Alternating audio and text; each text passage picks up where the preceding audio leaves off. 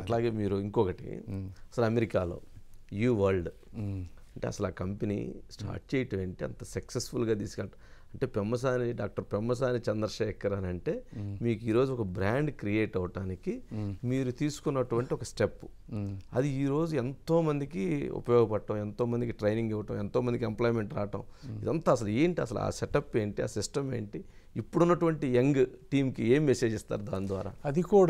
అది కూడా నేను ఇనిషియల్గా స్టార్ట్ చేసినప్పుడు ఏదో ఒక పెద్ద బిజినెస్ ఎంపైర్ క్రియేట్ చేయాలి, డబ్బు సంపాదించాలని నేను చేయలేదు. ఓకే, ఆ రోజు చేసింది ఏంటంటే నేను చదివినప్పుడు నాకు అర్థం కాని విధంగా మెడిసిన్ నాకు అర్థమయ్యేటట్టు ఎవరు టీచ్ చేయాలి. ఆ రోజున ఏదో కింద మీద పడి నేను నేర్చుకున్నా. చెప్పడం అయితే చాలా మంది చెప్తారు టీచింగ్ అని, అందరూ అర్థమయ్యే విధంగా చెప్పలేరు. ఇది నేను బెటర్గా టీచ్ చేయగలను. వరస్ట్ కేస్ సినారియాలో నాకు మంచి నాలెడ్జ్ వస్తుంది, ఎదుటివాడికి టీచ్ చేయడం అనేది best way to learn by your self. అంతే కదా, మనకు అర్థమైనప్పుడు ఎదుటివాళ్ళకి కరెక్ట్ చెప్పగలుగుతాం. కనీసం నాకు ఉపయోగపడుద్ది 10 మందికి ఉపయోగపడుద్ది, లేకపోతే లేదు, దీనివల్ల నష్టపోయేది ఏమీ లేదని స్టార్ట్ చేసింది అది. ఓకే, అది విపరీతంగా చదివే వాళ్ళకి ఈజీగా సింప్లిస్టిక్గా ఉండటం నచ్చింది. అట్లా మాకు సేల్స్ మార్కెటింగ్ వాళ్ళు లేకపోయినా కూడా వాళ్ళే కస్టమర్సే మొత్తం అమ్మి మొత్తం అమెరికా మొత్తం అది వాడేటువంటి పరిస్థితి. ఓకే, అట్లా అది సక్సెస్ అయింది. ఇందులో నేను చెప్పేది ఏంటంటే స్టూడెంట్స్కి కానీ ఏదైనా మీ గోల్ అనేది డబ్బు సంపాదించడం మీద ఉండకూడదు. మీ గోల్ అనేది ఎదుటి వాళ్ళకి ఏదో ఒక ప్రాబ్లమ్ని సాల్వ్ చేసే విధంగా ఉండాలి. అది ఉన్నప్పుడు డబ్బు ఆటోమేటిక్గా సెకండరీగా వచ్చేస్తుంది. ఎదుటి వాడికి వాల్యూ క్రియేట్ చేస్తే దే విల్ పే యూ. అవును, that should be A by product than the primary objective. ముందు సహాయం చేయటం అనేది ముఖ్యం.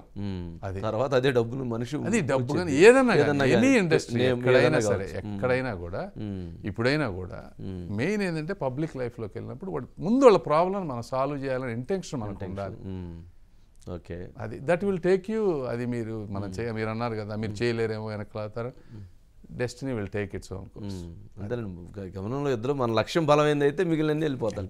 ఓకే, యూ వరల్డ్ తర్వాత అక్కడి నుంచి సో అదే 1 by 1 ఇప్పుడు మెడిసిన్లో 100% అందరు డాక్టర్లు అందరూ వాడుతున్నారు. ఇంకా అక్కడ ఏమి లేదు, ఎక్స్ట్రా డాక్టర్ అనేవాళ్ళు లేడు. అది next nursing, next pharmacy, next law students, తర్వాత అకౌంటింగ్, సేమ్ ఆబ్జెక్టివ్.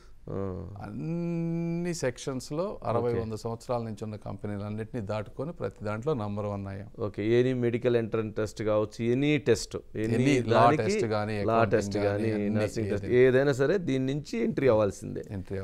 టెస్ట్ అనే కాదు, ఓకే, వాళ్ళు అసలు మెడికల్ స్కూల్లో కానీ లా స్కూల్లో అసలు ఎంటైర్ టీచింగే మా మెటీరియల్స్ వాడతారు. ఓకే, అసలు స్కూల్లోనే.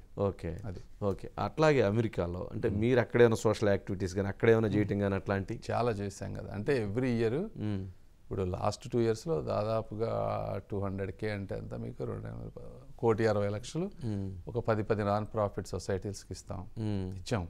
Everything is open public. ఎక్కడ ప్రాబ్లం వచ్చినా అడిషనల్గా చేస్తాం. ఆఖరికి యుక్రెయిన్ వార్ వచ్చినా కూడా అక్కడ వాళ్ళకి కొంత, కరోనా వచ్చినప్పుడు ఫుడ్ బ్యాంక్స్కి చాలా డబ్బులు ఇచ్చాం. ఇట్లా we do so many things. అంతా ఆన్లైన్లో వెబ్సైట్లో మా చారిటీ యూ వరల్డ్ కేర్స్ అని ఉంటుంది, అంతా దాని ద్వారా చేస్తాం. స్కూల్స్ కానీ వీటన్ని అవన్నీ చెప్పుకో. ఓకే, ఏదన్నా కానీ అక్కడ కూడా ఆ యాక్టివిటీ ఎవ్రీ ఇయర్ ఒక 500,000 అయితే మినిమం చారిటీస్కి వెళ్తాయి మినిమం. ఓకే, అంటే ఇప్పుడు ఎన్ఆర్ఐస్ ఇందా మీరు అన్నట్లుగా చాలామంది అంటే సర్వీస్ చేసేవాళ్ళు ఎప్పుడు ఉంటారు, కొట్లాడుకునే వాళ్ళు ఎక్కువ ఉంటారు, వాళ్ళు కూడా ఉండుంటారు అనుకోండి. ఇక్కడి నుంచి ఎంతో కష్టపడతారు, అక్కడికి వెళ్తారు, ఎంతో సక్సెస్ఫుల్గా బిజినెస్ రన్ చేస్తుంటారు, జాబ్ చేస్తూ ఉంటారు. అక్కడేంటి సంఘాలు ఏంటి, అక్కడ వివాదాలు ఏంటి, అక్కడ ఎన్నికలు ఏంటి, అక్కడ పోరాటాలు ఏంటి? ఇవన్నీ సొసైటీలో ఒక్కొక్కసారి జనరల్గా ఏంటంటే మీకు ఒక స్టేజ్కి వచ్చాక వాళ్ళు కూడా ఈ సొసైటీలు వీటన్నిటిలో ఐడెంటిటీ అనే కాదు, ఏదో ఒకటి చేద్దామని మొదలు పెడతారు. మీరు తానా ఉందనుకోండి, తానాలో టీమ్ స్క్వేర్ అని ఉంది. ఎవరు చనిపోయినా కూడా అసలు ఇక్కడ వాళ్ళకి ఎవరికి ఫోన్ చేస్తారు, టీమ్ స్క్వేర్కి ఫోన్ చేస్తారు. తానా కొన్ని 100,000 మందికి హెల్ప్ చేశారు. అవునా? అవును. ఎంత తానా వల్ల ఈ రోజు అంటే ఇవన్నీ వచ్చినాయి. కానీ ఒకప్పుడు తానా అనేది ఏంటంటే కమ్యూనికేషన్ లేనప్పుడు మన వాళ్ళు అక్కడ తక్కువ మంది ఉన్నప్పుడు బిల్డ్ అయినాయి. ఆర్గనైజేషన్లు జనరల్గా గ్రో అయినప్పుడు కొన్ని 100 మంది 1000 మంది అయినప్పుడు ఒకళ్ళిద్దరు బిహేవియర్ ఇష్యూ అయినప్పుడు దాంట్లో నుంచి విభేదించి బయటకు వస్తారు. ఓకే, అంటే అంతవరకు పర్వాలేదు, కానీ సహాయం చేసే కాడ కూడా పోరాడుకోవటం, యుద్ధం చేసుకోవటం, బయటపడటం అంటే జనరల్గా ఇక్కడి నుంచి ఏం చూస్తారంటే ప్రజలు బాగా చదువుకున్న వాళ్ళు, ఎంతో ఆలోచన కష్టపడి అక్కడికి వెళ్ళిన వాళ్ళు, అక్కడ ఎంతో సక్సెస్ అయిన వాళ్ళు కదా. జనరల్గా ఇక్కడికి వచ్చేటప్పుడు చిన్న చిన్న వాటి దగ్గర వాళ్ళే బయటపడితే ఇది సరే దురదృష్టకరం, నేను కాదని అంటలేదు. ఇవన్నీ ఏంటంటే నడిచిపోతుంది, సమాజం మారుతా ఉంది కాబట్టి అక్కడ కూడా మారుతూ ఉండిద్ది, అక్కడ కూడా నడుస్తూ ఉండిద్ది. ఓకే.